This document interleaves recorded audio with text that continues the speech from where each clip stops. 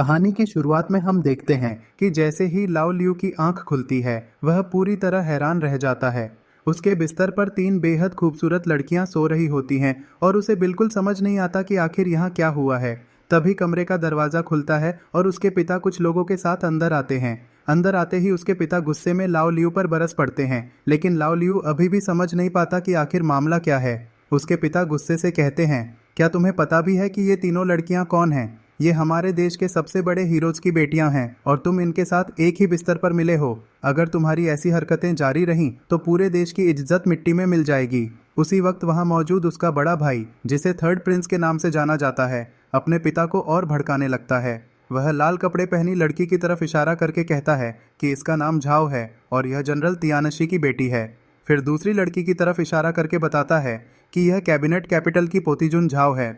इसके बाद तीसरी लड़की की तरफ इशारा करते हुए कहता है कि यह हुआनयान किंग की बेटी नांगोंग छिंगुए है। इसके बाद वह भावुक होने का नाटक करते हुए कहता है कि इन तीनों की जिम्मेदारी उसी के ऊपर थी। वह उनके माता पिता के साथ युद्ध लड़ चुका है और उसे ऐसा लग रहा है जैसे उसके साथ धोखा हुआ हो। वह इल्ज़ाम लगाता है कि लाओ लियू ने अपने आदमियों से इन तीनों को ड्रग्स दिलवाए और फिर उनकी बेहोशी का फ़ायदा उठाकर उनकी मासूमियत बर्बाद कर दी। इतना कहने के बाद वह अपने पिता से मांग करता है कि लाओ लियू को सिक्स्थ प्रिंस के पद से हटा दिया जाए और महल से निकाल दिया जाए। लेकिन लाओ लियू आराम से उनकी सारी बातें सुनता रहता है। फिर मुस्कुराकर कहता है, अच्छा तो तुम मुझे यहाँ से निकलवाना चाहते हो? उसे पूरा यकीन हो जाता है कि यह पूरा जाल उसके थर्ड प्रिंस भाई ने ही बिछाया है।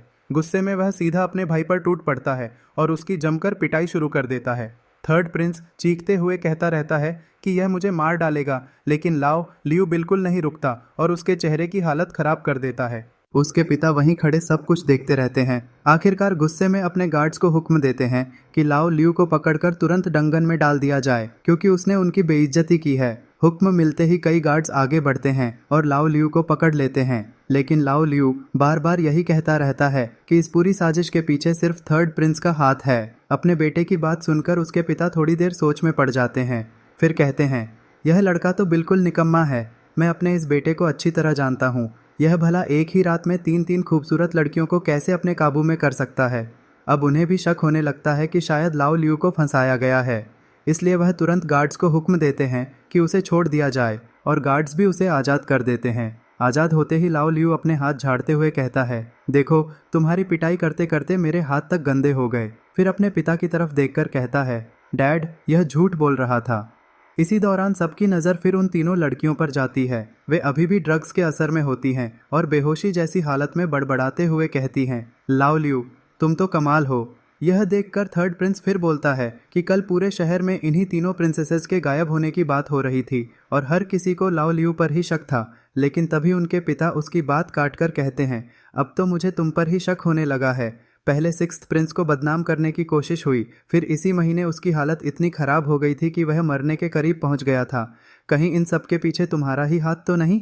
यह सुनते ही थर्ड प्रिंस घुटनों के बल बैठ जाता है और ज़ोर ज़ोर से कहने लगता है कि उसने ऐसा कुछ नहीं किया।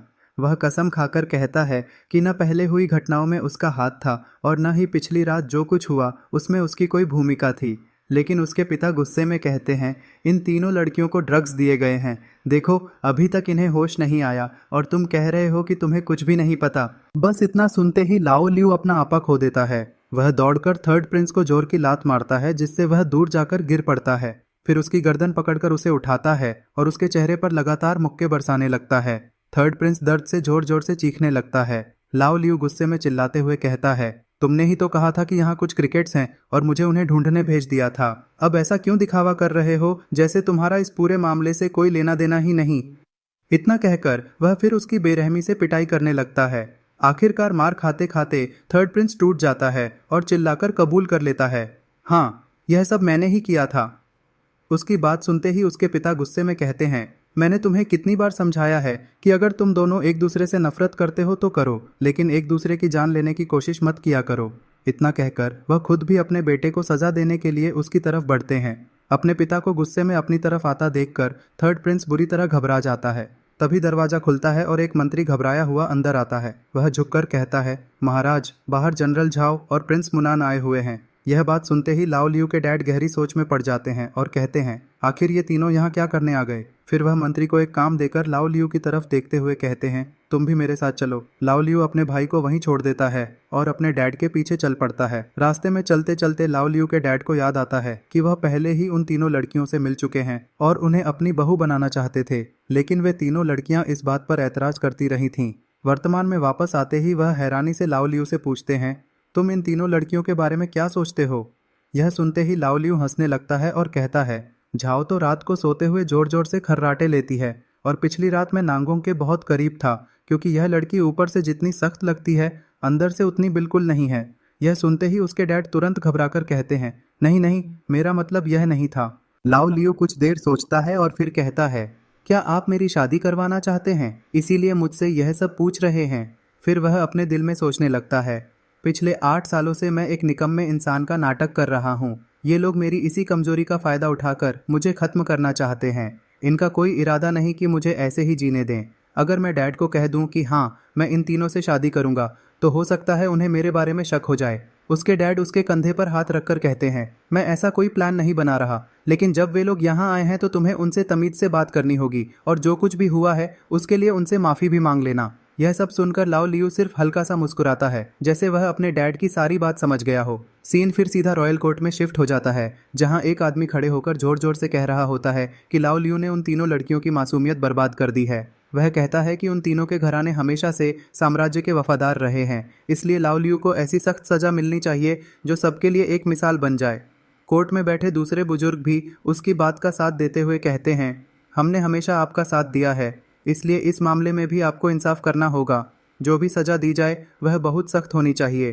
प्रिंस हुआइनान की माता भी वहीं बैठी होती हैं। वह कहती हैं, 20 सालों से मैं आपकी सेवा कर रही हूँ। मैं जानती हूँ कि मैं सिर्फ एक रखैल हूँ, लेकिन फिर भी चाहती हूँ कि आप खुद इस मामले का फैसला करें ताकि हम सब संतुष्ट हो सकें। लाओ लियू वहीं खड़ा यह सब सुन रहा होता है और मन ही मन सोचता है, लगता है ये लोग मुझे इतनी आसानी से नहीं छोड़ने वाले। तब उसके डैड सबको तसल्ली देते हुए कहते हैं, आप लोग चिंता मत कीजिए, मैं खुद इस मामले में इंसाफ करूंगा। फिर वह बताते हैं कि असल में लाओ लियू को किसी ने फंसाया है और इस सच का पता लगाने के लिए उन्होंने अपने खास लोगों को जांच पर लगा दिया है। वह कहते हैं कि बहुत जल्द सबूत मिल जाएंगे और सबको संतोषजनक जवाब दिया जाएगा। लेकिन यह बात सुनते ही सब लोग नाराज हो जाते हैं। उन्हें लगता है कि सम्राट सिर्फ अपने बेटे को बचाने की कोशिश कर रहे हैं।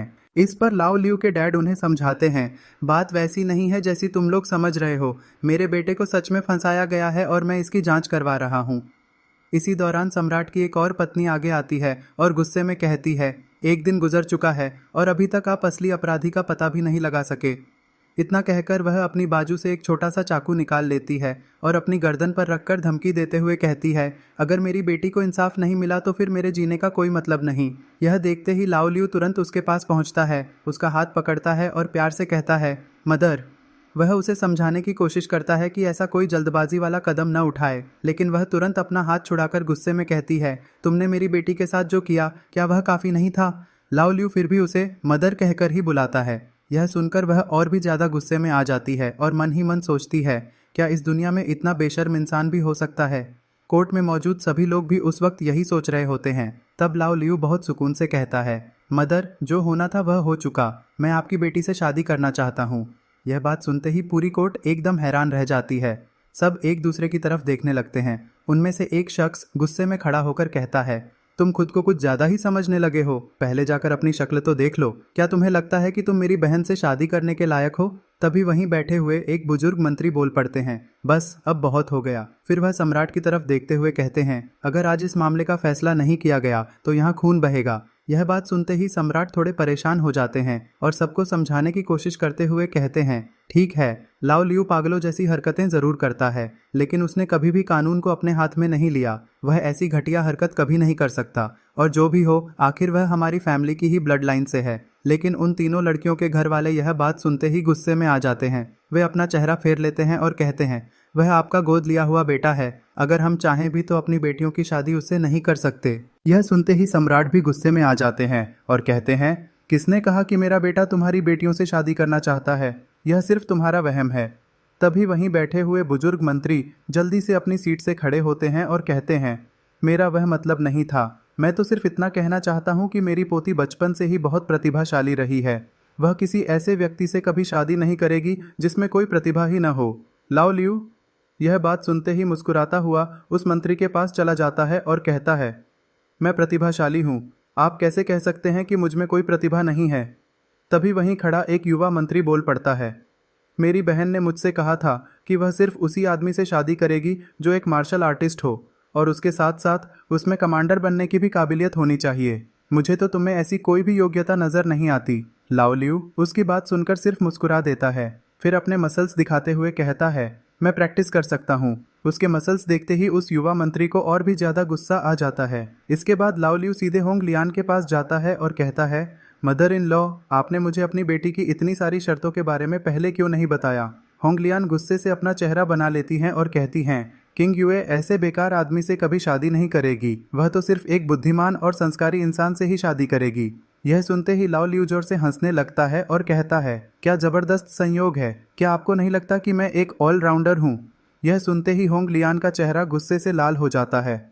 वहीं बैठे सम्राट भी यह सब सुनकर हैरान रह जाते हैं। वह गुस्से में अपना सिर पकड़कर कहते हैं, अगर मेरी भी कोई बेटी होती तो मैं भी इस बेशर्म लड़के से उसकी शादी नहीं करवाता। पता नहीं मैं इसे यहाँ लेकर ही क्यों आया। तभी बुजुर्ग मंत्री मुस्कुराते हुए कहते हैं, अगर ऐसी बात है तो मेरे पास एक परीक्षा है। इस समय एक बहुत बड़ी समस्या चल रही है जिसकी वजह से आम लोग बहुत परेशान हैं। मैं देखना चाहता हूं कि क्या सिक्स्थ प्रिंस में इतनी काबिलियत है कि वह इस समस्या को हल कर सके, और जिस समस्या को मैं तुमसे हल करवाना चाहता हूं, मुझे तो नहीं लगता कि तुम उस विषय के बारे में कुछ भी जानते होगे। यह सुनते ही लाओ लियू अपना सिर खुजलाने लगता है, जैसे उसे इस बारे में बिल्कुल भी कुछ पता न हो। पीछे खड़ा युवा मंत्री मुस्कुराने लगता है और दरबार में मौजूद सभी लोग भी सोच में पड़ जाते हैं। सम्राट भी मन ही मन सोचते हैं, यह कभी राजनीति में गया ही नहीं, इसने कभी ठीक से पढ़ाई भी नहीं की, मुझे नहीं लगता कि इसे इस विषय के बारे में कुछ भी पता होगा। आखिर यह इतनी बड़ी समस्या कैसे हल करेगा। लेकिन कुछ देर सोचने के बाद लाओ लियू तुरंत उस मंत्री को बता देता है कि असली समस्या क्या है और उसे किस तरह हल किया जा सकता है। जैसे ही बुजुर्ग मंत्री यह बात सुनते हैं, उनकी आंखें खुली की खुली रह जाती हैं। वह हैरानी से कहते हैं, सच में तुम्हें इसका पता था। फिर वह कहते हैं, खैर तुम हमारे प्रिंस हो इसलिए तुम्हें यह सब पता होना कोई अजीब बात नहीं, लेकिन क्या तुम्हें यह भी पता है कि बाकी लोग किस बात पर बहस कर रहे हैं।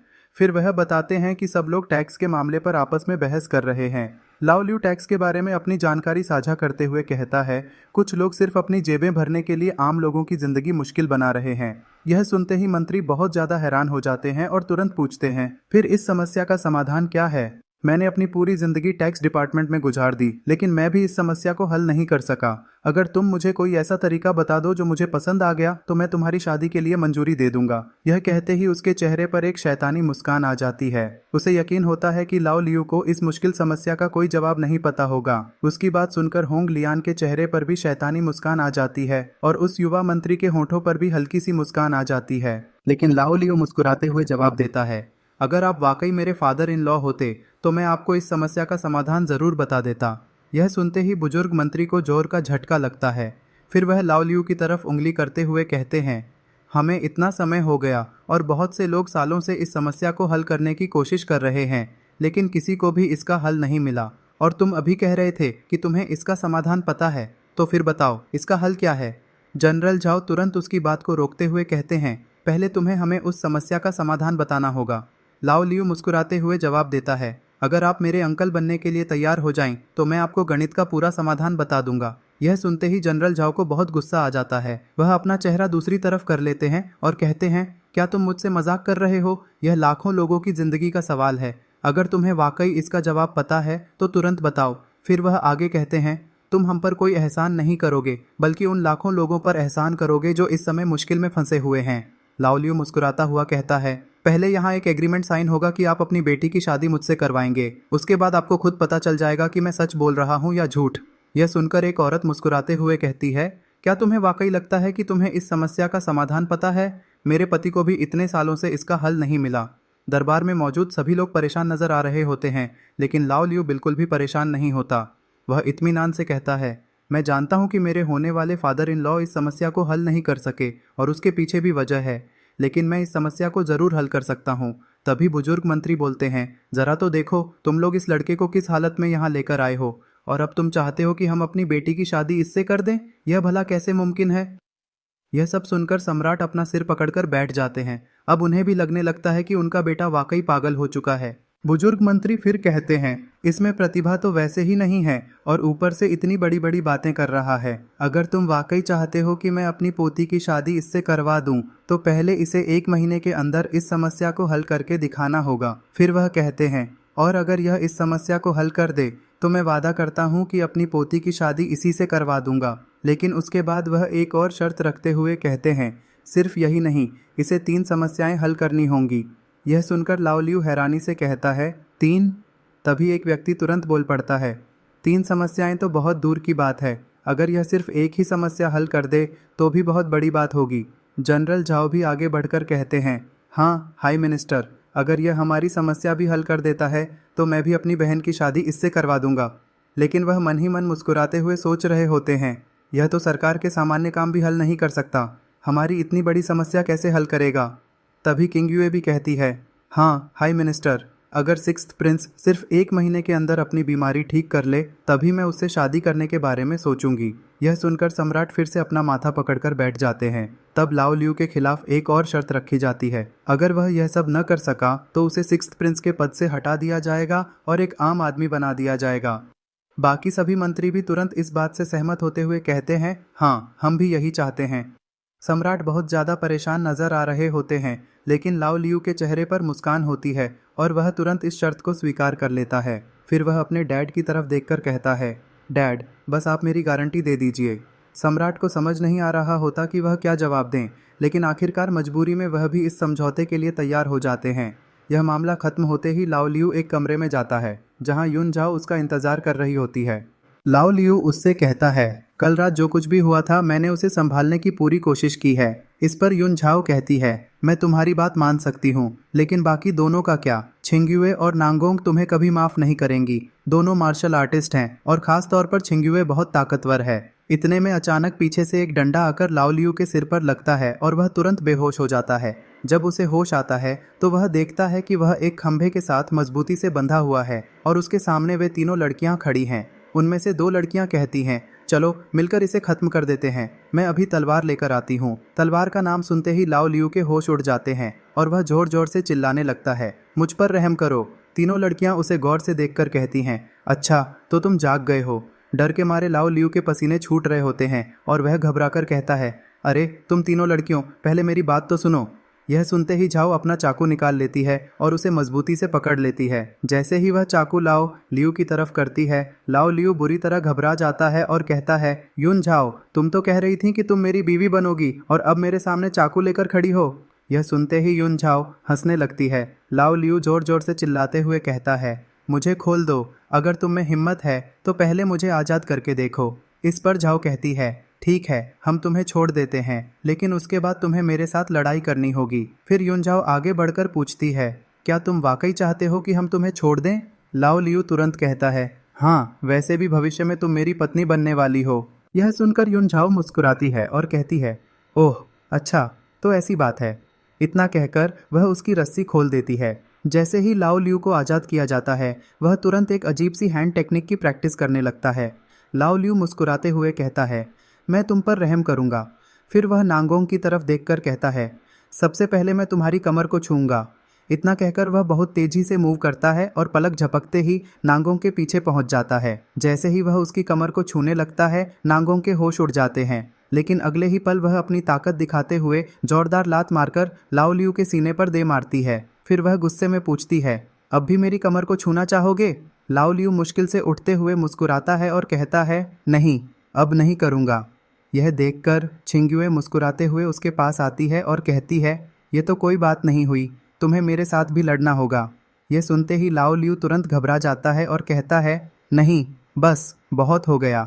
लेकिन उसकी एक नहीं चलती, बेचारा ज़मीन पर गिरा होता है और छिंग्युए उसके ऊपर बैठ जाती है। फिर वह बाकी दोनों लड़कियों से कहती है, आओ मिलकर इसकी पिटाई करते हैं। इसके बाद तीनों मिलकर लाओ लियू की ज़बरदस्त पिटाई करती हैं। लाओ लियू दर्द से चीखता रहता है, जबकि तीनों को इस सब में बहुत मज़ा आ रहा होता है। फिर हमें 2 दिन बाद का दृश्य दिखाया जाता है।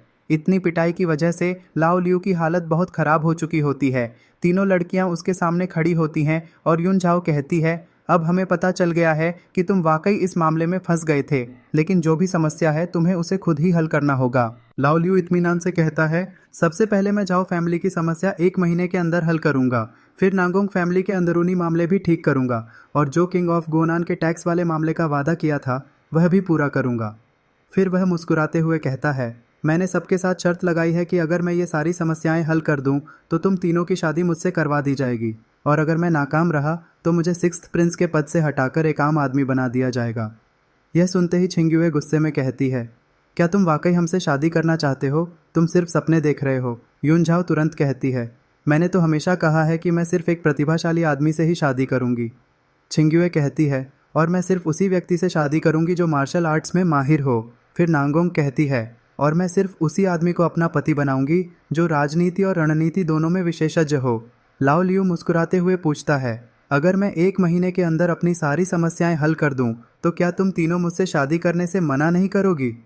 तीनों कुछ देर के लिए खामोश हो जाती हैं। सबसे पहले यूनझाओ कहती है, अगर तुम वाकई यह सब कर गए तो मैं इस बारे में सोच सकती हूँ। यह सुनते ही लाओ लियू के चेहरे पर मुस्कान आ जाती है। वह तीनों से कहता है, अब मुझे चलना होगा। सबसे पहले मुझे उस असली अपराधी को ढूंढना है जिसने कल रात हम सबको फंसाया था। क्या तुम तीनों मेरे साथ चलोगी? यूनझाओ तुरंत कहती है, मैं ज़रूर चलूँगी, मुझे भी असली गुनहगार को पकड़ना है। नांगोंग भी उसके पास आकर कहती है, हाँ, अगर हम सब एक ही तरफ हैं तो मैं भी तुम्हारे साथ चलूँगी। छिंग्युए गुस्से भरे लहजे में कहती है, ठीक है, मैं भी चलूँगी। इतना कहकर वे सब मिलकर कमरे से बाहर निकल जाते हैं। अगला दृश्य डंगन का होता है। जैसे ही लाओ लियू वहाँ पहुँचता है, एक गार्ड झुककर कहता है, योर हाइनेस, आप यहाँ किस लिए आए हैं? लाओ लियू जवाब देता है, मैं देखने आया हूँ कि 3rd प्रिंस का ट्रायल कैसा चल रहा है। गार्ड घबराते हुए कहता है, इंपीरियल डॉक्टर ने हमें बताया था कि 3rd हाइनेस की तबीयत बहुत खराब है, इसलिए उन्हें अस्पताल भेज दिया गया है जहां उनका इलाज चल रहा है। यह सुनते ही लाओ लियू तुरंत समझ जाता है कि जरूर कोई नई चाल चल रही है। दृश्य सीधा अस्पताल में पहुंचता है जहां 3rd प्रिंस आराम से बिस्तर पर बैठा होता है। एक रखैल उसे अपने हाथों से खाना खिला रही होती है और वह मजे से सबका आनंद ले रहा होता है। तभी अचानक दरवाजा खुलता है और लाओ लियू अंदर आ जाता है। उसके साथ छिंग्युए भी होती है। उन दोनों को देखते ही रखैल घबराकर पीछे हट जाती है और 3rd प्रिंस भी बुरी तरह डर जाता है। लाओ लियू उसके पास आकर कहता है, फादर ने तो तुम्हें डंगन में बंद किया था ना, तो तुम वहां से भाग निकले और यहाँ आराम से मजे कर रहे हो। 3rd प्रिंस डर के मारे कुछ बोल नहीं पाता। लाओ लियू उसके और करीब आकर कहता है, ये कैसी बीमारी है जिसमें तुम मजे से खाना भी खा रहे हो और ड्रिंक्स भी पी रहे हो? लगता है तुम्हें और बेहतर इलाज की ज़रूरत है। यह कहकर वह मुस्कुराता है और कहता है, चलो आज मैं ही तुम्हारा इलाज करता हूँ। यह सुनते ही 3rd प्रिंस गुस्से में उस पर हमला कर देता है, लेकिन लाओ लियू उसका वार आसानी से रोक लेता है।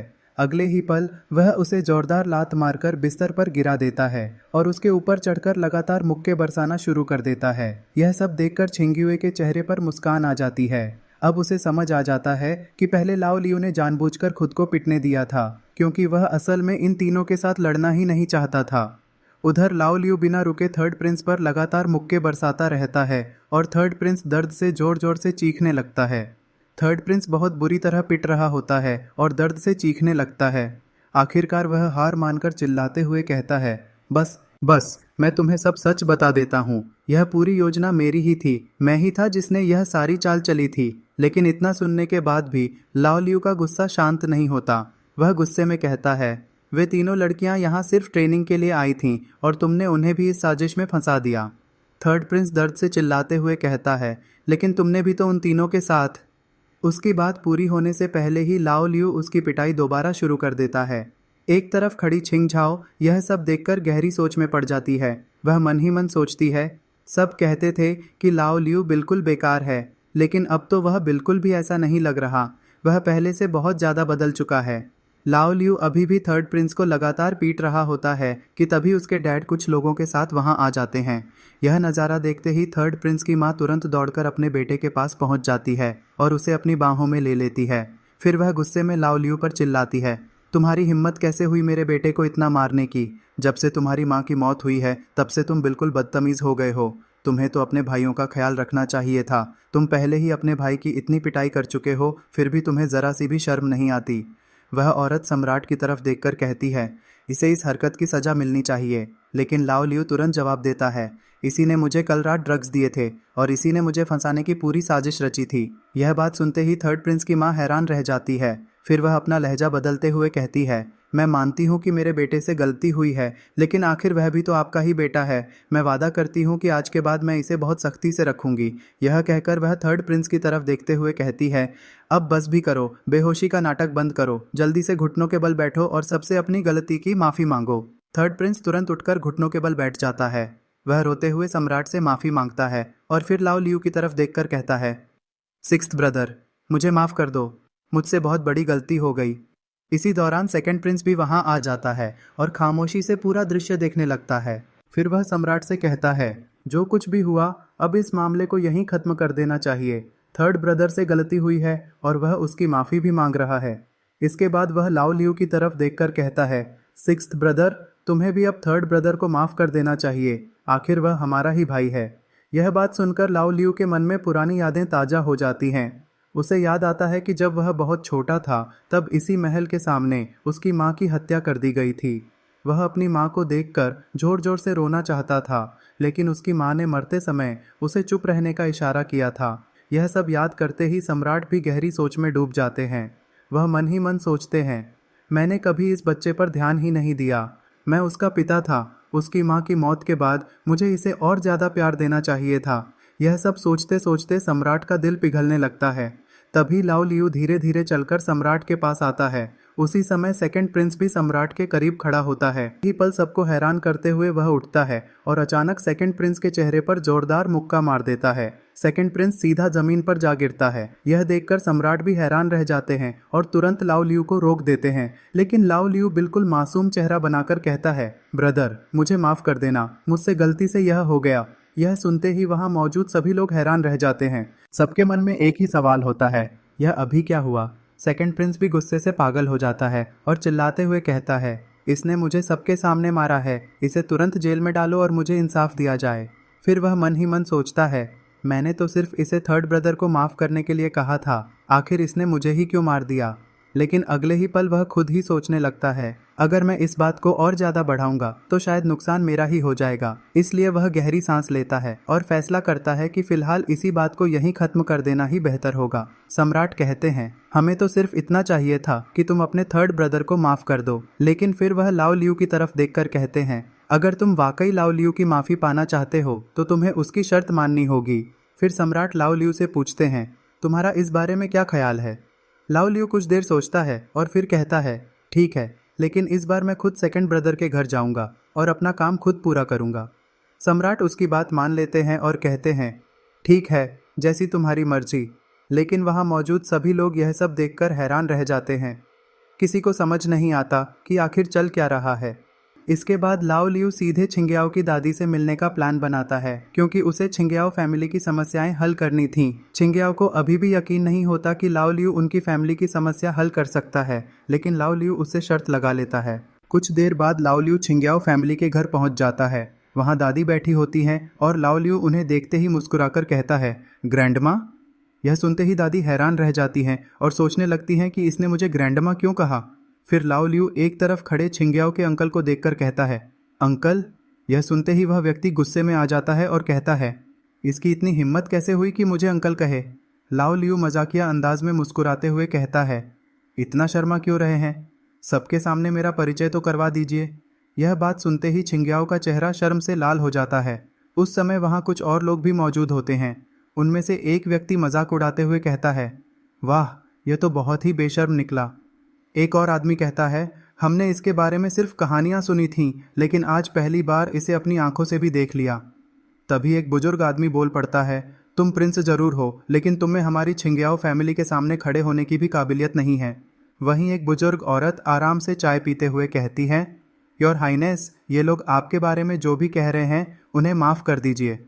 लाओ लियू तुरंत मुस्कुराते हुए कहता है, हाँ, मैंने सबको माफ़ कर दिया। वैसे भी भविष्य में मेरी शादी इसी फैमिली में होने वाली है, तो ये सब लोग मेरे अपने ही होंगे। यह सुनते ही वहाँ बैठे सभी लोगों के चेहरे उतर जाते हैं। जो लोग अभी तक मुस्कुरा रहे थे उनके चेहरों पर अब साफ गुस्सा नजर आने लगता है।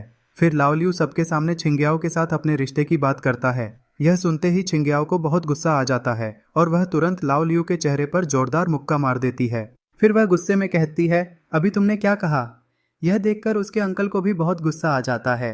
वह बुजुर्गों की तरफ देखकर कहते हैं, इसने वादा किया है कि 1 महीने के अंदर हमारी फैमिली की समस्या हल कर देगा। अगर यह वाकई ऐसा कर देता है तो फिर हम इसे अपना दामाद मान लेंगे। तब दादी धीरे से कहती हैं, योर हाइनेस, मैं आपकी उम्मीदों को तोड़ना नहीं चाहती, लेकिन क्या आपने कभी सोचा भी है कि आप ये समस्याएं कैसे हल करेंगे?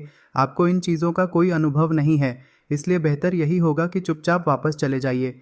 हम सब इस बात को भूल जाएंगे। दादी की बात सुनकर लाओ लियू सिर्फ मुस्कुराने लगता है। तभी छिंग्याओ के अंकल कहते हैं, ग्रैंड माँ, अगर ये कोशिश करना चाहते हैं तो करने दीजिए। दादी हल्की सी मुस्कुराती हैं और कहती हैं, ठीक है, अगर तुम वाकई हमारी फैमिली में शादी करना चाहते हो तो पहले तुम्हें एक काम करना होगा। अगर तुम वह काम कर गए तब मैं मान जाऊंगी कि तुम इस फैमिली के दामाद बनने के लायक हो। लाओ लियू मुस्कुराते हुए तुरंत कहता है, बिल्कुल, मैं यह काम ज़रूर करूँगा। फिर वह छिंग्याओ की तरफ देखकर कहता है, वाइफ, क्या तुम मेरे साथ चलोगी? यह सुनते ही छिंग्याओ फिर से गुस्से में आ जाती है और कहती है, तुम्हारी वाइफ? मैं कब से तुम्हारी वाइफ बन गई? लेकिन इतना कहने के बाद भी वह उसके साथ चलने के लिए तैयार हो जाती है। इसके बाद दोनों वहाँ से बाहर निकल जाते हैं। अगला दृश्य सेकंड प्रिंस का दिखाया जाता है। वह आराम से बैठा होता है कि तभी एक आदमी दौड़ते हुए उसके पास आता है और कहता है, 6th प्रिंस आ चुके हैं और वह आपके जखीरे के बारे में बात करना चाहते हैं। सेकंड प्रिंस अपनी आंखें बंद करके इत्मीनान से कहता है, वह जो भी कहे बस उसकी हर बात याद रखना, हम सब कुछ देखना चाहते हैं। यह सुनकर बुजुर्ग आदमी कहता है, अगर आप चाहें तो मैं कुछ खास चीज़ें छिपा भी सकता हूँ। सेकंड प्रिंस मुस्कुराते हुए जवाब देता है, इसकी ज़रूरत नहीं है, उसे तो यह भी नहीं पता होगा कि स्टोरेज और इन्वेंट्री क्या होती है। यह कहकर वह हल्की सी मुस्कान के साथ बैठ जाता है। कुछ ही देर बाद वही बुजुर्ग आदमी लाओ लियू का स्वागत करने के लिए बाहर आता है और उसके आगे आगे चलने लगता है। लाओ लियू भी उसके पीछे चल पड़ता है। चलते चलते वे सब एक बड़ी इमारत के पास पहुंच जाते हैं जहां शायद सारा सामान स्टोर करके रखा गया होता है। एक लड़का, एक लड़की और उनके पीछे एक बुजुर्ग एक बहुत ही बड़े और शानदार महल के सामने खड़े होते हैं। लड़की उस इमारत को देखकर हैरान और गुस्से में कहती है, इतनी बड़ी इमारत को जुबाओगे बनाया गया है, पता नहीं कितने मासूम लोगों का हक मारकर इसे खड़ा किया गया होगा। 6th प्रिंस मुस्कुराकर अपनी पत्नी को तसल्ली देता है और कहता है, नफ्सा, फिक्र मत करो, इस दुनिया में जो भी नाइंसाफ़ी हो रही है मैं उसके खिलाफ ज़रूर खड़ा होऊंगा। लड़की थोड़ा ताना मारते हुए कहती है, अच्छा जी, आपके पास तो इस शहर के बाहर एक छोटा सा घर तक नहीं है। यह बात 6th प्रिंस को सोच में डाल देती है। वह दिल ही दिल में सोचता है कि अगर मुझे अपना असर जमाना है तो हमेशा इंपीरियल पैलेस में नहीं रह सकता, मुझे बाहर अपना एक ठिकाना बनाना होगा। फिर वे तीनों महल के अंदर दाखिल होते हैं। अंदर का नज़ारा देखकर कोई भी हैरान रह जाए। हर तरफ कीमती हीरे, मोती और नायाब मूर्तियां सजी हुई होती हैं। बुजुर्ग दिल ही दिल में मुस्कुरा रहा होता है और सोचता है, मुझे पता था यह 6th प्रिंस बिल्कुल आम सा आदमी है, इसने ऐसी कीमती चीज़ें पहले कभी नहीं देखी होंगी। वह कहता है, 6th प्रिंस, सेकंड प्रिंस ने कहा है कि यहाँ की कोई भी नायाब चीज़ आप अपनी पसंद से चुन सकते हैं, आइए।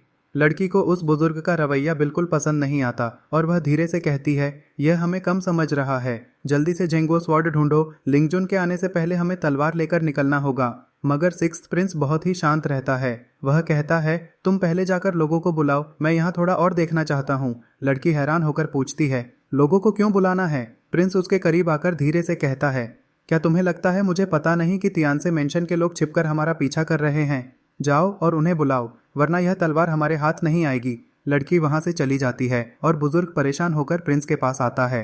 क्या आपने कुछ पसंद किया? अगर समझ नहीं आ रहा तो मैं मदद कर सकता हूँ। प्रिंस कहता है, मुझे ऊपर की 2 मंजिलें दिखाओ। बुजुर्ग उसे ऊपर ले जाता है और गर्व से कहता है, आज मैं आपकी आंखें खोल देता हूँ।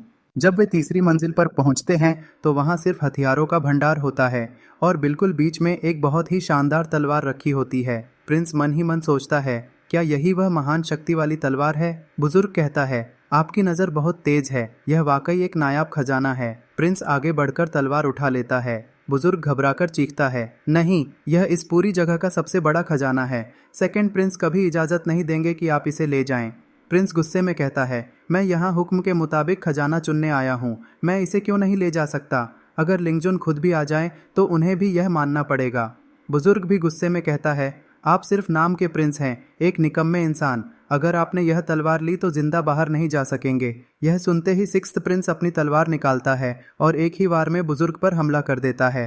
बुजुर्ग घायल होकर नीचे गिर जाता है। खून साफ करते हुए वह कहता है, अच्छा तो सिक्स्थ प्रिंस ने यह वार किया है। मैं अभी सेकंड प्रिंस को बताता हूँ, अगर हिम्मत है तो यहीं रुकना। वह भागते हुए बाहर निकल जाता है। इसी दौरान लड़की वापस आती है और घबराकर कहती है, तुम पागल हो गए हो? तुमने लिंगजुन के महल में उनके आदमी पर हाथ उठा दिया है। अब हम तलवार लेकर कैसे निकलेंगे? प्रिंस तलवार दिखाता है और कहता है, यही तो जेंगो स्वॉर्ड है। अब मैं तुम्हारे घर के दरवाजे से आसानी से अंदर बाहर आ सकता हूँ। लड़की खुशी से कहती है, यह वाकई जेंगो स्वॉर्ड है। फिर पूछती है, अब जब तलवार मिल गई है तो क्या हमें चलना चाहिए? प्रिंस कहता है, सिर्फ एक तलवार काफ़ी नहीं है। उन गरीब और मासूम लोगों का क्या जो मुसीबत में है, उन्हें भी मदद चाहिए। यह कहकर वह बाकी खजाने और हीरे जवाहरात जमीन पर गिराने लगता है। लड़की समझ जाती है कि वह यह सब लोगों की मदद के लिए कर रहा है। वह पूछती है, क्या तुम पूरा महल खाली करने वाले हो? प्रिंस मुस्कुराकर कहता है, तुम मेरी पत्नी हो, हम दोनों का दिल एक जैसा सोचता है। जल्दी से लोगों को बुलाओ और यह सब समेटने में मेरी मदद करो। लड़की हल्की सी मुस्कुराकर कहती है, ठीक है, इस बार मैं भी तुम्हारे इस पागलपन में तुम्हारे साथ हूँ। दूसरी तरफ घायल बुजुर्ग सेकंड प्रिंस के पास पहुँचता है। वह शाही कुर्सी पर बैठा होता है। बुजुर्ग रोते हुए सारी बात बता देता है। सेकंड प्रिंस गुस्से में अपना कप तोड़ देता है और गरज कर कहता है, उसने मेरे महल में मेरे आदमी को घायल किया और मेरी झेंगुओ स्वॉर्ड चुराने की कोशिश की। कोई है, अभी मेरे साथ जुबाओगे? चलो। जब सेकंड प्रिंस सैनिकों के साथ वहां पहुंचता है तो वह मंजर देखकर सन्न रह जाता है। महल के बाहर लोग खजाने के बक्से उठाकर ले जा रहे होते हैं। सिक्स्थ प्रिंस खड़ा होकर सबको रास्ता दिखा रहा होता है। ध्यान से दोस्तों, यह बहुत कीमती चीजें हैं, कोई नुकसान नहीं होना चाहिए। और जब सब काम खत्म हो जाए तो मैं सबको जुइशियन रेस्टोरेंट में दावत दूंगा। सेकंड प्रिंस आग बबूला होकर चीखता है, रुक जाओ सब। वह सिक्स्थ प्रिंस के सामने आकर उंगली उठाता है और कहता है, तुम्हारी इतनी हिम्मत कि तुमने मेरा खजाना चुरा लिया? सिक्स्थ प्रिंस बिल्कुल शांत अंदाज में जवाब देता है, सेकंड ब्रदर, आपने ही तो कहा था कि मैं अपनी पसंद से कुछ भी चुन सकता हूँ। पीछे से बुजुर्ग चिल्लाता है, यह पहले से भी ज्यादा सिरफिरा हो गया है। इसने मुझे मारा और यह भी कहा कि अगर आप खुद भी आ जाएं तो इसे कोई परवाह नहीं। फिर ताना मारते हुए कहता है, अब तो हमारे प्रिंस खुद आ गए हैं, अब उठाओ ना हाथ। सेकंड प्रिंस गुस्से से गरजता है, सिक्स्थ ब्रदर, इन सब से कहो कि यह खजाना यहीं रख दें और फिर मेरे सामने घुटनों के बल बैठकर माफी मांगो, वरना यह मत भूलना कि मैं तुम्हारा भाई हूँ और मैं कुछ भी कर सकता हूँ। याओ याओ, जो लाल कपड़े पहने हुए है, लिंगफेंग से कहती है कि वह सावधान रहे, क्योंकि जब लड़ाई शुरू होगी तो शायद वह हर समय उसकी हिफाजत न कर सके। लिंगफेंग मुस्कुराते हुए याओ याओ के कंधे पर हाथ रखता है और कहता है कि वह अपनी पत्नी को अपने लिए खतरे में क्यों डाले।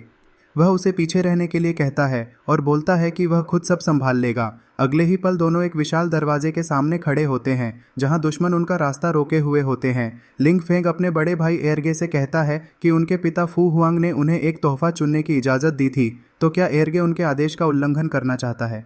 एरगे गुस्से में कहता है कि पिता ने सिर्फ एक चीज़ चुनने की इजाज़त दी थी, पूरी इमारत ले जाने की नहीं। लिंगफेंग उसकी बात का मजाक उड़ाते हुए कहता है कि अगर कोई आपत्ति है तो जाकर पिता से बात करे। तभी एरगे के साथ खड़ा एक बूढ़ा आदमी उसके कान में कहता है कि यह लड़का उन्हें फंसाने की कोशिश कर रहा है, इसलिए इसे सबक सिखाना चाहिए। यह सुनते ही एरगे उन्हें खत्म करने का फैसला कर लेता है। एरगे के आदेश पर सैनिक तलवारें निकालकर लिंगफेंग और याओ याओ पर हमला करने के लिए आगे बढ़ते हैं। याओ याओ भी अपनी तलवार निकालकर लड़ने के लिए तैयार हो जाती है, लेकिन तभी लिंगफेंग अचानक उसे अपनी बाहों में उठा लेता है। याओ याओ गुस्से में चिल्लाकर पूछती है कि वह क्या कर रहा है। लिंगफेंग उसे पीछे रहने के लिए कहता है। उसी समय एक सैनिक हवा में उछलकर तलवार से लिंगफेंग पर हमला करता है। याओ याओ उसे सावधान रहने के लिए चिल्लाती है। सैनिक की तलवार बिल्कुल लिंगफेंग के गले तक पहुंच जाती है, लेकिन लिंगफेंग बड़ी फुर्ती से पीछे झुककर बच जाता है और जोरदार लात मारकर उस सैनिक को पीछे दीवार से दे मारता है। यह देखकर एरगे और बाकी सभी सैनिक हैरान रह जाते हैं। बाकी सभी सैनिक एक साथ तलवारें लेकर लिंगफेंग को चारों तरफ से घेर लेते हैं। लिंगफेंग अकेला उनके बीच खड़ा रहता है और लड़ाई के लिए तैयार हो जाता है। जैसे ही सैनिक हमला करते हैं, वह उनके हर वार को रोकना शुरू कर देता है। लिंगफेंग बेहद शानदार अंदाज में सैनिकों के हमलों का जवाब देता है। वह उनकी तलवारों से बचते हुए उन्हें मुक्के और लातें मारता है और बिजली जैसी रफ्तार से एक एक करके सभी को जमीन पर गिरा देता है। लड़ाई और भी तेज हो जाती है। लिंगफेंग दो सैनिकों की तलवारें एक साथ रोक लेता है और उन्हें जोरदार लात मारकर दूर फेंक देता है। कुछ ही देर में महल के सामने सभी सैनिक जमीन पर पड़े होते हैं और सिर्फ लिंगफेंग अकेला खड़ा रहता है। लिंगफेंग हल्की सी थकान दिखाता है, फिर मुस्कुराकर एरगे की तरफ देखता है और पूछता है कि क्या अब वह अपना तोहफा लेकर जा सकता है। एरगे और उसके साथ खड़ा बूढ़ा आदमी उसे हैरानी और डर से देखते रह जाते हैं। लिंग फेंग एरगे का शुक्रिया अदा करता है। फिर वह याओ याओ के कंधे पर हाथ रखकर कहता है कि अब खड़ी क्यों हो, सामान उठाओ और चलो। याओ याओ अभी भी हैरानी में डूबी रहती है। लिंग फेंग अपने आदमियों को आदेश देता है कि जल्दी से सारे खजाने के बक्से गाड़ियों पर लाद दो, ताकि उसका भाई जितना ज्यादा इन्हें देखेगा उसे उतना ही ज्यादा दुख होगा। एरगे गुस्से में मन ही मन कसम खाता है कि वह इसका बदला जरूर लेगा। खजाने से लदी घोड़ा गाड़ियां महल से निकल जाती हैं। अगले दृश्य में लिंग फेंग और याओ याओ गाड़ी के अंदर बैठे होते हैं। याओ याओ उससे पूछती है कि अगर वह इतना अच्छा लड़ सकता है तो फिर सब उसे निकम्मा क्यों समझते हैं। याओ याओ को समझ में आता है कि लिंग फेंग यह सब जानबूझकर नाटक कर रहा था। फिर वह उसके अजीब कपड़ों के बारे में पूछती है। इस पर लिंग फेंग मुस्कुराकर कहता है कि क्या उसने कभी किसी समझदार इंसान को साधारण कपड़ों में देखा है। अगले दृश्य में दोनों फिर एक बड़े कमरे में पहुंचते हैं जहां खजाना रखा होता है। लिंग फेंग याओ याओ से कहता है कि वह अपनी पसंद का कोई भी खजाना चुन ले, यह उसकी तरफ से शादी का तोहफा है। लेकिन याओ याओ कहती है कि उसे खजाना नहीं चाहिए, उसे सिर्फ उसकी तलवार चाहिए। याओ याओ आगे कहती है कि अगर कोई उससे शादी करना चाहता है तो उसे बहादुर और ताकतवर होना चाहिए, सिर्फ खजाने से बात नहीं बनेगी। लिंग फेंग उसके करीब आकर पूछता है कि क्या वह आज उसे काफी बहादुर नहीं लगा। याओ याओ शर्माते हुए कहती है कि वह अच्छा था, लेकिन अभी भी काफी नहीं था। लिंग फेंग मुस्कुराकर उसके सिर पर हाथ रख देता है। लिंग फेंग कमरे में चलते हुए कहता है कि याओ याओ को बाकी लड़कियों युए युए और झाओ झाओ के लिए भी तोहफे लेने चाहिए, क्योंकि वे सभी उसकी पत्नियां बनने वाली हैं और वह किसी के साथ नाइंसाफी नहीं कर सकता। यह सुनते ही याओ याओ गुस्से से भर जाती है। याओ याओ गुस्से में उंगली उठाकर कहती है कि ऐसे अजीब नाम मत लो, वे लड़कियां सिर्फ खजाने की वजह से उससे शादी नहीं करेंगी। लिंग फेंग जवाब देता है कि उन सब ने उससे एक शर्त लगा रखी है। यह सुनकर याओ याओ गुस्से में लिंग फेंग पर हमला कर देती है। वह उसे लात मारने की कोशिश करती है, लेकिन लिंग फेंग उसकी टांग अपने हाथ से पकड़ लेता है। याओ याओ कहती है, देखते हैं तुम मुझसे जीत भी सकते हो या नहीं। दोनों के बीच एक खूबसूरत और तेज लड़ाई शुरू हो जाती है। याओ याओ हवा में उछल उछल कर लातें मारती है, जबकि लिंग फेंग बड़ी आसानी से उसके हर वार को बिना उसे चोट पहुंचाए रोकता रहता है। याओ याओ पूरी ताकत लगा देती है और एक खजाने के बक्से पर पैर रखकर आगे बढ़ती है। वह कहती है, क्या तुम ऐसे ही मुझसे शादी करोगे। लिंग फेंग मुस्कुराते हुए उसके हर वार को रोकता रहता है। याओ याओ लगातार मुक्के मारती रहती है, लेकिन लिंग फेंग बड़ी आसानी से उसकी कलाई पकड़ लेता है और उसे अपनी तरफ खींच लेता है। लिंग फेंग कहता है, अगर तुम थक गई हो तो अब मेरी बारी है। वह तेजी से घूमकर याओ याओ के पीछे पहुंचता है और उसे हल्का सा थप्पड़ मार देता है, जिससे वह हैरान होकर आगे की तरफ गिर पड़ती है। याओ याओ गुस्से से लाल हो जाती है और चिल्लाकर कहती है, बदमाश लिंग फेंग, तुम्हारी हिम्मत कैसे हुई मुझे मारने की। लिंग फेंग मजाक में कहता है, क्या तुम कोई शेर हो जिसे मारा ही नहीं जा सकता। यह सुनकर याओ याओ की आंखों में गुस्से के साथ आंसू भी आ जाते हैं। लिंग फेंग उसे रोता देखकर परेशान हो जाता है और कहता है कि वह तो सिर्फ मजाक कर रहा था, लेकिन याओ याओ उसे बदमाश कहती है और गुस्से में आकर उसके जोर से काट लेती है। लिंग फेंग दर्द से चिल्लाता है और रहम की भीख मांगते हुए कहता है, बेगम जान बख्श दो। कुछ देर बाद याओ याओ गुस्से में आगे आगे चल रही होती है, जबकि लिंग फेंग हाथ में एक डिब्बा उठाए उसके पीछे पीछे दर्द से कराहता हुआ चलता रहता है। एक पुरानी और आलीशान जगह दिखाई देती है, जहां एक बुजुर्ग महिला लाओ ताइजुन खड़ी होती है और उनके सामने एक लड़की खड़ी होती है। तभी एक नौजवान लड़का सिक्स्थ हाइनेस हाथ में एक लंबा डिब्बा लेकर वहां पहुंचता है। सिक्स्थ हाइनेस डिब्बा खोलता है और उसमें से झेंगुओ स्वॉर्ड निकालकर लाओ ताइजुन के सामने पेश करता है। तलवार को देखते ही लाओ ताइजुन हैरान और भावुक हो जाती है और तुरंत आगे बढ़ती है। लाओ ताइजुन तलवार को ध्यान से देखती हैं और उनकी आंखों में आंसू आ जाते हैं। वह तलवार निकालकर कहती हैं कि यह सचमुच जेंगुओ स्वॉर्ड है, जो आखिरकार तियानसे मेंशन में वापस लौट आई है। खुशी से भरकर लाओ ताइजुन सिक्स्थ हाइनेस के सामने झुकने लगती है, लेकिन वह सम्मान के साथ उन्हें संभाल लेता है और कहता है कि वह उसकी दादी जैसी हैं, इसलिए उन्हें ऐसा नहीं करना चाहिए। वहीं खड़ी लड़की शिकायत करती है कि इस लड़के ने उसे मारा है, लेकिन लाओ ताइजुन उसे डांटते हुए कहती हैं कि तुम्हारी ताकत के सामने कोई टिक नहीं सकता, तो सिक्स्थ हाइनेस तुम्हें कैसे मार सकते हैं। लाओ ताइजुन सिक्स्थ हाइनेस की तारीफ करते हुए कहती हैं कि वह एक समझदार इंसान और एक शहजादा है, वह अपने पद के खिलाफ कोई काम नहीं करेगा। लड़की गुस्से में वहां से चली जाती है। इसके बाद लाओ ताइजुन सिक्स्थ हाइनेस से पूछती हैं कि वह इतने सालों तक पागल होने का नाटक क्यों करता रहा और अब उसने यह नाटक क्यों छोड़ दिया। सिक्स्थ हाइनेस मुस्कुराकर कहता है कि लाओ ताइजुन ने उसे पहले ही दिन पहचान लिया था और यह सब एक परीक्षा थी। इसके बाद दोनों एक छतरी के नीचे बैठकर चाय पीते हुए आगे बात करते हैं। लाओ ताइजुन पूछती है कि क्या तुम शिंग्याओ से शादी करके जाओ, परिवार को अपने साथ मिलाना चाहते हो। लेकिन सिक्स्थ हाइनेस कहता है कि अगर वह झाओ परिवार से न भी होती तब भी वह उसी से शादी करता। लाओ ताइजुन उसे समझाती है कि सेकंड हाइनेस की ताकत बहुत बढ़ चुकी है, अगर तियानसे मेंशन तुम्हारा साथ देगा तो शायद वह मुश्किल में पड़ जाएगा। लाओ ताइजुन सोचने लगती हैं कि सेकंड हाइनेस के मजबूत होने की वजह से बहुत सी ताकतें उसके साथ मिल चुकी हैं और उनका परिवार पहले ही उसे ठुकरा चुका है, इसीलिए अब वह उनकी आंखों में खटकता है। लाओ ताइजुन सिक्स्थ हाइनेस को एक मौका देने का फैसला करती हैं और बताती हैं कि उनकी सेना की हालत बहुत खराब है क्योंकि सेकंड हाइनेस ने उनके धन और हथियारों पर कब्जा कर रखा है। वह कहती हैं कि अगर सिक्स्थ हाइनेस उनकी सेना के हथियारों और खाने पीने की समस्या हल कर दे तो वह जेंगो स्वॉर्ड और अपनी सेना झाओ फैमिली किलिन आर्मी उसके हवाले कर देंगी। लाओ ताइजुन आगे कहती हैं कि शिंग्याओ से शादी का फैसला उसकी अपनी इच्छा पर होगा, वह इसमें कोई दखल नहीं देंगी। यह सुनकर सिक्स्थ हाइनेस हैरान हो जाता है कि किलिन आर्मी सच में मौजूद है। सिक्स्थ हाइनेस मुस्कुराते हुए यह शर्त स्वीकार कर लेता है। अगले दृश्य में वह एक बड़े और शानदार कमरे में पहुंचता है और बिस्तर पर लेट जाता है।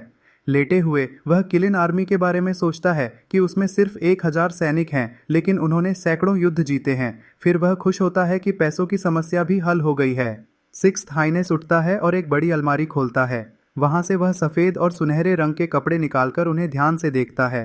वह कहता है कि अब उसे पागल बनने का नाटक करने की ज़रूरत नहीं है। वह अपने नए कपड़े और हथियार पहनकर अगले कदम की तैयारी करता है। तैयार होकर सिक्स्थ हाइनेस बड़े दरवाजे से बाहर निकलता है और कहता है, का परिवार, मैं आ गया हूँ। इसके बाद वह बाकी लोगों के सामने पहुंच जाता है। वहां उसका साथी एयरशाह खड़ा होता है। वह उसे देखकर बहुत खुश हो जाता है और उसके पास दौड़कर आता है। एयरशाह खुशी में सिक्स्थ हाइनेस को गले लगाकर हवा में उठा लेता है। शहजादा कहता है, मुझे छोड़ो, मेरा दम घुट रहा है। इसके बाद एयरशाह कहता है कि उसे बहुत भूख लगी है। सिक्स्थ हाइनेस उसे अपने साथ मुंह परिवार के महल में ले जाता है और दरवाजा खटखटाता है। एयरशाह उसके पीछे एक डिब्बा उठाए खड़ा रहता है। दरवाजा खुलता है और एक आदमी उनका स्वागत करता है। शहजादा अंदर जाता है और वहाँ बहुत सारे लोगों को जमा देखकर हैरान रह जाता है। मु युनझाओ उसके सामने आती है और पूछती है कि तुम यहाँ क्यों आए हो? आज यहाँ लोग पिताजी से जरूरी बात करने आए हैं। सिक्स्थ हाइनेस कहता है कि वह अपने ससुर से मिलने आया है और एयरशाह को डिब्बा खोलने का इशारा करता है। डिब्बे में कीमती खजाने भरे होते हैं। मु युनझाओ कहती है कि तुम्हें आज यहाँ नहीं आना चाहिए था। तभी एक और आदमी मु वेनजेंग आगे आता है और ताना मारते हुए कहता है कि शहजादा इतनी सस्ती चीजें लेकर आया है। फिर वह अपना परिचय देते हुए कहता है कि वह युनझाओ का भाई है। मु वेनजेंग शहजादे से कहता है कि वह वापस चला जाए क्योंकि उसके ताऊ अभी बहुत व्यस्त हैं। शहजादा मन ही मन सोचता है कि मेरे आते ही इसने मुझे निकालने की कोशिश शुरू कर दी। शहजादा और मुस्याचा युनझाओ एक दूसरे की तरफ देखते हैं और बिना कुछ कहे ही आंखों आंखों में एक दूसरे की बात समझ जाते हैं। शहजादा उसकी समझदारी की तारीफ करता है। मु युनझाओ कहती है कि अगर तुम अपनी बेइज्जती नहीं करवाना चाहते तो यहाँ से चले जाओ, लेकिन शहजादा मन ही मन खुश होता है कि उनके बीच का रिश्ता बहुत गहरा है। मुचेजी वेनजेंग फिर ताना मारते हुए कहता है कि तुम्हारी योग्यता मेरी बहन के लायक नहीं है। तभी पीछे से एक और व्यक्ति आता है और उसकी बात को गलत साबित कर देता है। इसके बाद लुपेंग लिंगफेंग यानी सिक्स्थ प्रिंस से कहता है कि यह जगह पढ़ाई और राजनीति पर चर्चा करने की है। जब वह पढ़ता ही नहीं तो उसे यहाँ से चले जाना चाहिए। लुपेंग आगे कहता है कि सब जानते हैं कि लिंगफेंग ने मु युनझाओ की इज्जत खराब कर दी है, फिर भी वह बेशर्मी से यहाँ चला आया है। मुचे युनझाओ लिंगफेंग से कहती है कि वह इस मुश्किल स्थिति को संभाले। तभी एक और विद्वान उसके चुप रहने का मजाक उड़ाता है। लिंगफेंग मुके युनझाओ की तरफ देखता है। वह कहती है कि वह थक गई है और जाकर बैठ जाती है। लिंगफेंग उसके पीछे जाता है और धीरे से कहता है कि तुम इन लोगों को पसंद नहीं करती, फिर भी उनका इस्तेमाल कर रही हो। दो विद्वान उनका रास्ता रोकने की कोशिश करते हैं, लेकिन तभी एक विशालकाय अंगरक्षक सामने आकर उन्हें रास्ता छोड़ने के लिए कहता है। वह अंगरक्षक दोनों विद्वानों को धक्का देकर जमीन पर गिरा देता है। दोनों गुस्से में लिंगफेंग की शिकायत करने लगते हैं। युनझाओ मुस्कुराकर कहती है कि लिंगफेंग का सेवक बहुत वफादार है। तभी मुतुरे लाओयेजी अंदर आते हैं और पूछते हैं कि यह शोर शराबा किस बात का है। गिरे हुए विद्वान उठकर मु लाओयेजी और लू शांगशु से शिकायत करते हैं कि सिक्स्थ प्रिंस ने उनका अपमान किया है। लू शांगशु लिंगफेंग को डांटते हुए कहता है कि वह राजकुमार होने का गलत फायदा उठा रहा है और किसी का सम्मान नहीं करता। मु लाओयेजी लिंगफेंग से हुओ हाओ यानी टैक्स सिल्वर के मामले के बारे में पूछते हैं। लिंगफेंग कहता है कि वह हुओ हाओ गुईगोंग का तरीका बताने आया है। मु लाओयेजी इस बात में रुचि लेते हैं और कहते हैं कि सभी लोग अपनी अपनी नीति और योजना सामने रखें। सभी विद्वान उनकी बात से सहमत हो जाते हैं। मुलाओये जी बताते हैं कि देश में अकाल और सूखे की स्थिति बनी हुई है। वह आगे बताते हैं कि राहत के लिए भेजा गया धन आम लोगों तक बहुत कम पहुंचता है क्योंकि बीच में भ्रष्टाचार हो जाता है। वह बताते हैं कि आम लोग जिंदा रहने के लिए जमींदारों से भारी ब्याज पर कर्ज लेने के लिए मजबूर हैं। इसके बाद मुलाओये जी चर्चा का विषय तय करते हैं कि आम लोगों को इस संकट से कैसे बचाया जाए। लू पेंग सुझाव देता है कि सरकार को ब्याज की एक सीमा तय करनी चाहिए और उसका सार्वजनिक ऐलान करना चाहिए ताकि किसी के साथ धोखा न हो। एक और विद्वान लू पेंग के इस सुझाव की तारीफ करते हुए इसे बेहतरीन योजना बताता है। लिंगफेंग देखता है कि मुलाओये जी और मु युनझाओ इस सुझाव से संतुष्ट नहीं हैं क्योंकि इसमें कई बड़ी कमियां हैं। मुलाओये जी लिंगफेंग से उसकी राय पूछते हैं। लिंगफेंग कहता है कि उसके पास छिंग मियाओ यानी ग्रीन स्प्राउट्स योजना है। लिंगफेंग समझाता है कि फसल पकने से पहले आम लोग सरकार से कर्ज ले सकते हैं और टैक्स भरते समय उसे वापस कर सकते हैं। लू शांगशु आपत्ति जताते हुए कहता है कि स्थानीय अधिकारी पहले से ही भ्रष्ट हैं, वे लोगों को मजबूर करेंगे और ब्याज बढ़ाकर अपना फ़ायदा उठाएंगे। लिंगफेंग जवाब देता है कि उसकी छिंग मियाओ और हुओ हाओ गुईगोंग दोनों योजनाएं एक साथ काम करती हैं और एक दूसरे से जुड़ी हुई हैं। मुलाओये जी उससे विस्तार से समझाने के लिए कहते हैं। लिंगफेंग बताता है कि पूरे प्रांत के लिए एक समान टैक्स दर तय होगी और लोग खुद अपना टैक्स एक विशेष बॉक्स में डालेंगे। लिंगफेंग चलते हुए समझाता है कि इस तरह टैक्स का पैसा भ्रष्ट अधिकारियों के हाथों में नहीं जाएगा। वह आगे बताता है कि टैक्स का पैसा 3 हिस्सों स्थानीय, प्रांतीय और केंद्रीय में बांटा जाएगा और हर महीने उसका पूरा हिसाब जनता के सामने पेश किया जाएगा। वह समझाता है कि इस तरह दोनों कानून मिलकर काम करेंगे और जनता का भला होगा। लिंगफेंग कहता है कि स्थानीय अदालतें सिर्फ रिकॉर्ड दर्ज करेंगी, उनके पास नकद पैसा नहीं जाएगा। इसके बाद लिंगफेंग लू शांगशु से पूछता है कि क्या अब भी कोई कमी बाकी है। लू शांगशु चुप हो जाता है और मुलाओये जी इस योजना की खुलकर तारीफ करते हैं। आखिर में लू शांगशु लिंगफेंग के सामने झुक जाता है, अपनी पिछली गलती के लिए माफ़ी मांगता है और उसकी योजना को स्वीकार कर लेता है। सैन दियानशिया यानी थर्ड प्रिंस हंसते हुए कहता है कि उनका कोई कसूर नहीं है। तभी दरबार में मौजूद एक बुजुर्ग गुस्से में उसे डांटते हैं और अपनी गलती मानकर माफ़ी मांगने के लिए कहते हैं। लियू दियानशिया बहुत ही विनम्र अंदाज में थर्ड प्रिंस से माफ़ी मांगता है और कहता है कि पहले उससे बदतमीजी हो गई थी। प्रिंस खड़ा होकर जवाब देता है कि उसने जो भी किया सबकी भलाई के लिए किया था, इसीलिए वह बुरा नहीं मानेगा। फिर वह पास बैठी एक खूबसूरत लड़की से पूछता है कि उसकी परफॉर्मेंस कैसी रही। लड़की कहती है कि ठीक ठाक थी और आगे उससे बेहतर उम्मीद रखती है। इसके बाद वह कहती है कि काफ़ी समय हो गया है, इसलिए अब वह अपने कमरे में आराम करने जा रही है और वहाँ से चली जाती है। लड़की के जाते ही प्रिंस उसे पीछे से देखता रहता है और मन ही मन सोचता है कि इस लड़की का दिल जीतने के लिए उसे काफ़ी मेहनत करनी पड़ेगी। फिर वह सोचता है कि अब उन्हें सान नियांग जी के घर जाना चाहिए। अगले दृश्य में एक महिला चाय पी रही होती है, उसके पास प्रिंस बैठा होता है। महिला उससे कहती है कि यह उनके इलाके की खास फूलों वाली चाय है और उसे ज़रूर चखनी चाहिए। प्रिंस कहता है कि चाय बाद में पी लेंगे, वह यहाँ एक ज़रूरी बात बताने आया है। वह कहता है कि दरबार में लोग हुआइनान वांग की सेना को वापस बुलाने की बात कर रहे हैं और सम्राट का इरादा भी कुछ ऐसा ही लगता है। यह सुनते ही वांग फेई बहुत परेशान और गुस्से में आ जाती है। वह कहती हैं कि अगर वांग ने सेना वापस बुला ली तो इतने सालों की मेहनत और कुर्बानियाँ बेकार हो जाएंगी और फिर वे दुश्मन का मुकाबला कैसे करेंगे। प्रिंस उन्हें समझाने की कोशिश करता है कि हुआइनान वांग को युद्ध लड़ते हुए 2 साल हो चुके हैं, उनका खजाना लगभग खाली हो चुका है, लेकिन वे अब तक दुश्मन को पूरी तरह हरा नहीं पाए हैं। प्रिंस उनके बिल्कुल पास आकर धीमी आवाज़ में कहता है कि युद्ध से पीछे हटने का मतलब हार मानना होगा। हुआइनान वांग पहले ही बहुत दुश्मन बना चुके हैं, इसलिए पूरा हुआइनान वांगफू भी बर्बाद हो सकता है। इस पर वांग फेई कहती हैं कि सम्राट ऐसा कभी नहीं होने देंगे। प्रिंस कहता है कि अगर उसके सेकंड ब्रदर ने हुआइनान वांगफू पर हमला कर दिया तो क्या होगा। यह सुनकर पास बैठी छोटी लड़की बहुत डर जाती है और वांग फेई गुस्से में पूछती हैं कि क्या वह उन्हें धमकी देने आया है। प्रिंस सफाई देते हुए कहता है कि वह सिर्फ उन्हें हालात से आगाह कर रहा है। वह चाहता है कि हुआइनान वांग उसके सेकंड ब्रदर का साथ दें। अगर वे मान गए तो उसका सेकंड ब्रदर बहुत सारा धन और मदद भेजेगा, जिससे युद्ध जीतना आसान हो जाएगा। लेकिन प्रिंस एक शर्त रखता है। वह कहता है कि अपनी वफादारी साबित करने के लिए छिंग युए को उससे शादी करनी होगी ताकि दोनों परिवार हमेशा के लिए एक हो जाएं। यह सुनकर छिंग युए बहुत उदास हो जाती है। वांग फेई गुस्से में खड़ी हो जाती है और चाय का प्याला कसकर पकड़ लेती है। वह थर्ड प्रिंस से तहजीब से बात करने को कहती हैं और साफ मना कर देती हैं कि चाहे उनका सब कुछ खत्म क्यों न हो जाए, वह अपनी बेटी का सौदा कभी नहीं करेंगी। प्रिंस जोर से हंसता है और वांग फेई की हिम्मत की तारीफ करता है। फिर कहता है कि अगर हुआइनान वांग पर गद्दारी का आरोप लग गया तो सिर्फ उनकी मौत नहीं होगी बल्कि पूरे परिवार का नामो निशान मिटा दिया जाएगा।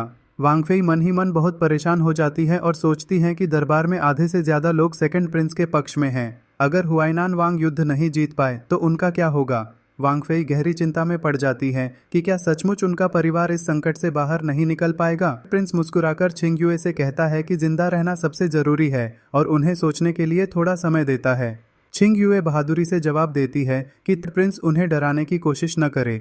अगर वह झुंझू है तो पूरे हुआइनान वांगफू के साथ जिएगी और उसी के साथ मरेगी। फिर वह प्रिंस से वहां से चले जाने के लिए कहती है। प्रिंस गुस्से में आकर कहता है कि छिंगयुए बहुत नादान है, जब बुरा वक्त आएगा तब मरना भी आसान नहीं होगा। तभी अचानक हवा में उड़ता हुआ एक बड़ा पत्थर आता है और सीधे उसके मुंह पर जाकर लगता है। पत्थर लगते ही प्रिंस दर्द से चिल्लाता हुआ जमीन पर गिर जाता है। उसके मुंह से खून निकलने लगता है और वह गुस्से में चिल्लाकर पूछता है कि किस बदतमीज ने पीछे से हमला किया। तभी लियू दियांशिया दरवाजे से अंदर आता है और आते ही थर्ड प्रिंस को जोरदार लात मारकर उसकी पिटाई शुरू कर देता है। वह गुस्से में कहता है कि उसकी हिम्मत कैसे हुई उसकी सास और उसकी पत्नी को धमकी देने की। वांग फेई और छिंगयुए यह सब देखकर हैरान रह जाती हैं। लियू दियांशिया थर्ड प्रिंस को जमीन पर गिराकर लगातार मुक्के मारता रहता है। थर्ड प्रिंस डरकर पूछता है, तुम यहाँ क्या कर रहे हो। वांग फेई हैरानी से पूछती है कि क्या थर्ड प्रिंस को इस तरह मारने पर लियू दियांशिया को कोई नुकसान नहीं होगा। लियू दियांशिया मुस्कुराकर कहता है, सासू माँ, मेरी चिंता करने के लिए धन्यवाद, मुझे कुछ नहीं हुआ। वह अपना हाथ दिखाता है और कहता है कि उसे खरोंच तक नहीं आई। उधर थर्ड प्रिंस जमीन पर पड़ा बदला लेने की धमकियां देता रहता है। छिंगयुए लियू दियांशिया को रोकते हुए कहती है कि कहीं इस वजह से उनका परिवार मुसीबत में न पड़ जाए। लेकिन लियू दियांशिया थर्ड प्रिंस का मुंह दबाकर पूछता है कि क्या इस पिटाई का हुआइनान वांगफू से कोई संबंध है। थर्ड प्रिंस डरकर तुरंत कहता है, नहीं, कोई संबंध नहीं है। वांग फेई यह देखकर हैरान रह जाती है कि इतना ताकतवर थर्ड प्रिंस एक साधारण दिखने वाले इंसान से इतना डर गया। लियू दियांशिया उसे चेतावनी देता है कि आगे से कभी हुआइनान वांगफू की तरफ नजर उठाकर भी न देखे और उसे वहां से भाग जाने के लिए कहता है। थर्ड प्रिंस डर के मारे वहां से निकलने लगता है, लेकिन जाते जाते बदला लेने की धमकी देता है। तभी लियू दियांशिया फिर से मुक्का दिखाता है और थर्ड प्रिंस डरकर तेजी से वहां से भाग जाता है। इसके बाद वांग फेई उसका धन्यवाद करती है। वांग फेई कहती हैं कि उनकी वजह से लियू दियांशिया भी मुसीबत में फंस गया है, लेकिन लियू दियांशिया कहता है कि उसे इसकी कोई परवाह नहीं, बस वह छिंगयुए की शादी उससे करवा दें। वांग फेई जवाब देती हैं कि वह किसी की मदद के बदले अपनी बेटी का सौदा नहीं करेंगी। लियू दियांशिया कहता है, ठीक है, जब मैं अपना वादा पूरा कर दूंगा तब इस बारे में बात करेंगे। फिर वह अपने साथी एयर शाह को आवाज़ देता है कि तोहफे अंदर लेकर आए। एयर शाह एक बड़ा संदूक अंदर लाता है, जिसे देखकर छिंगयुए हैरान रह जाती है। एयर शाह संदूक को मेज पर रखता है। लियू दियांशिया आगे बढ़कर छिंगयुए से कहता है कि इस संदूक में बहुत कीमती खजाने और हीरे जवाहरात हैं, जिन्हें वह खास तौर पर उसके लिए लाया है। छिंगयुए खुला हुआ संदूक देखकर खुश हो जाती है और कहती है कि अगर ये सारी चीज़ें बेच दी जाएं तो सीमा पर तैनात सेना के राशन और ज़रूरी सामान की समस्या हल हो जाएगी। लियू दियांशिया हैरानी से पूछता है कि क्या दरबार से उन्हें सामान नहीं मिल रहा। वांग फेई गहरी सांस लेकर लियू दियांशिया को बैठने के लिए कहती है। वह बताती हैं कि हुआइनान वांग का युद्ध बहुत लंबे समय से चल रहा है और लगातार युद्धों व कुर्बानियों की वजह से उनका बहुत बड़ा नुकसान हो चुका है। अब उनकी हालत बेहद खराब हो गई है। मुफेई गहरी सोच में डूबी और बहुत परेशान नजर आती है।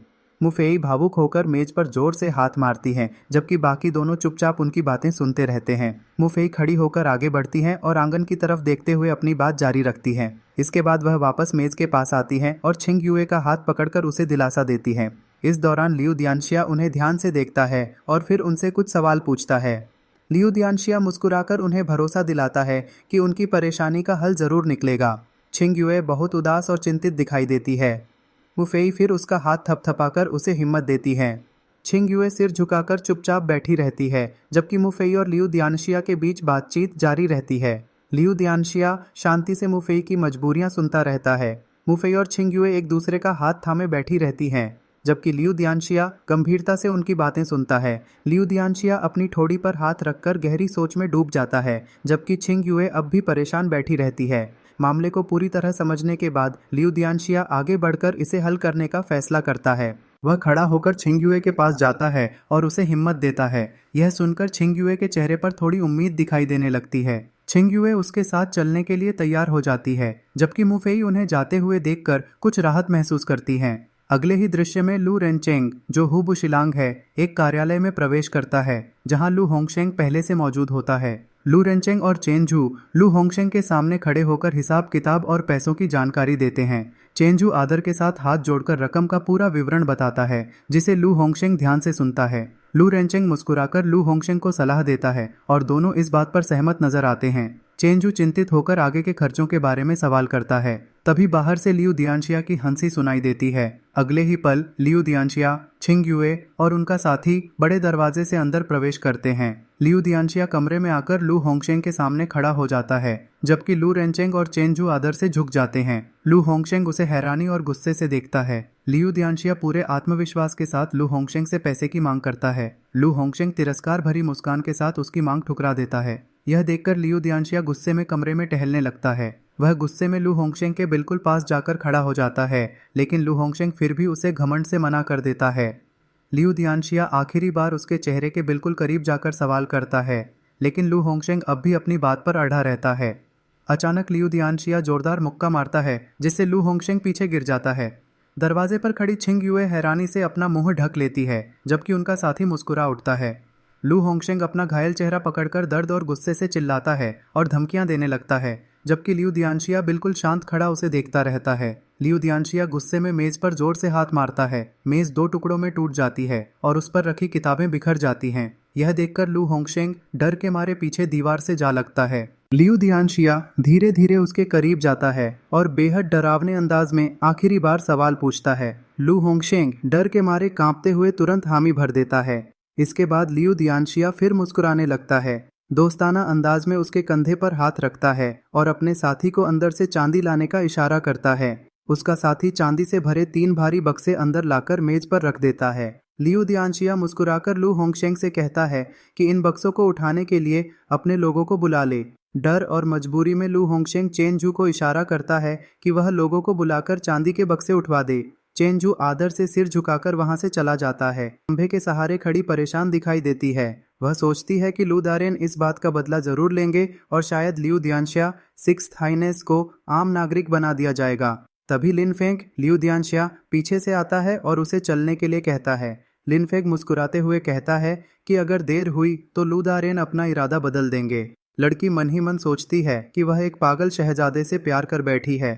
फिर वह लिनफेंग से पूछती है कि अब वे कहाँ जा रहे हैं। लिनफेंग कहता है कि अभी हमेशा की तरह सैनिकों के परिवारों के लिए सहायता राशि बांटनी है। अगर अभी नहीं बांटी तो बाद में मौका नहीं मिलेगा। वह लड़की का हाथ पकड़कर उसे रथ में चढ़ने में मदद करता है। रथ के अंदर लड़की लिनफेंग का धन्यवाद करती है कि उसने झेन्नान आर्मी के सैनिकों की मदद की। लिनफेंग उसके कंधे पर हाथ रखकर कहता है कि उसे इतना औपचारिक होने की जरूरत नहीं है। फिर वह कहता है कि लू दारेन जरूर उसके पिता यानी सम्राट के पास शिकायत करने गया होगा।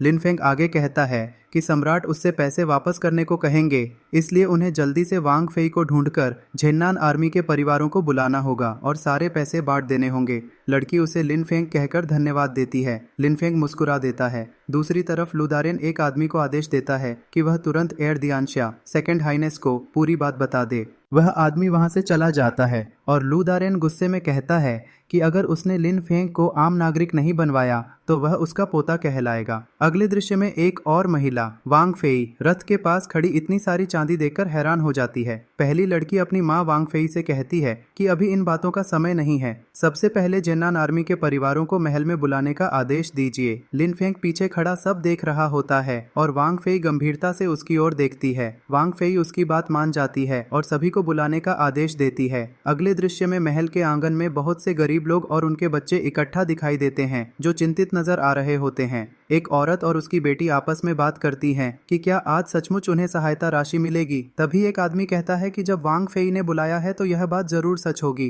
तभी लिनफेंग, वांग फेई और वह लड़की बाहर आते हैं और घोषणा की जाती है कि अब पैसे बांटे जाएंगे। लिनफेंग आदेश देता है कि सारी चांदी आंगन में उलट दी जाए। लोग चांदी के इतने सारे सिक्के देखकर हैरान रह जाते हैं और खुशी से रोने लगते हैं कि उन्हें सचमुच मदद मिल गई। लोग भावुक होकर एक दूसरे को गले लगाने लगते हैं। वांग फेई भी यह दृश्य देखकर भावुक हो जाती है। एक बुजुर्ग महिला जमीन पर बैठकर वांग फेई का धन्यवाद करती है। वांग फेई उस बुजुर्ग महिला को उठाती है और कहती है कि उनके बेटे झेन्नान आर्मी के बहादुर सैनिक हैं और वे सब उनके अपने लोग हैं। वांग फेई सबको बताती है कि यह सब लियू दियानशिया यानी लिन फेंग की वजह से संभव हुआ है, जिसने अपनी जान जोखिम में डालकर यह पैसा लाया है। यह सुनकर लोग खुशी से लियू दियानशिया वान सुई के नारे लगाने लगते हैं। लिन फेंग सबको शांत रहने के लिए कहता है और जल्दी जल्दी पैसे लेने को कहता है। फिर वह वांग फेई से कहता है कि काम जल्दी शुरू करें ताकि बाद में कोई परेशानी न हो।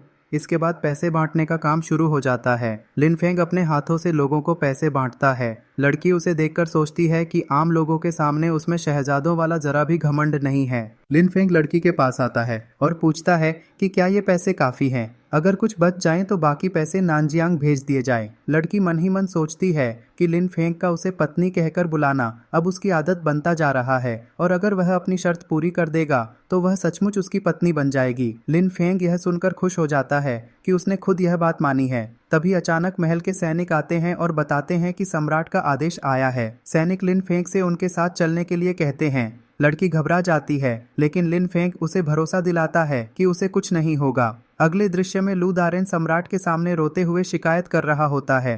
लू दारेन शिकायत करता है कि लियू दियानशिया ने राजकोष के कर का पैसा छीन लिया है और यह कानून के खिलाफ है। सम्राट शांत होकर उसकी बात सुनते हैं। लू दारेन कहता है कि सम्राट को लियू दियानशिया को सजा देनी चाहिए। सम्राट उसे उठने के लिए कहते हैं और कहते हैं कि जब लाओ लियू यानी सिक्स्थ हाइनेस आएगा तब वे खुद उससे बात करेंगे। तभी घोषणा होती है कि लियू दियानशिया उपस्थित हैं। लिन फेंग दरबार में प्रवेश करता है।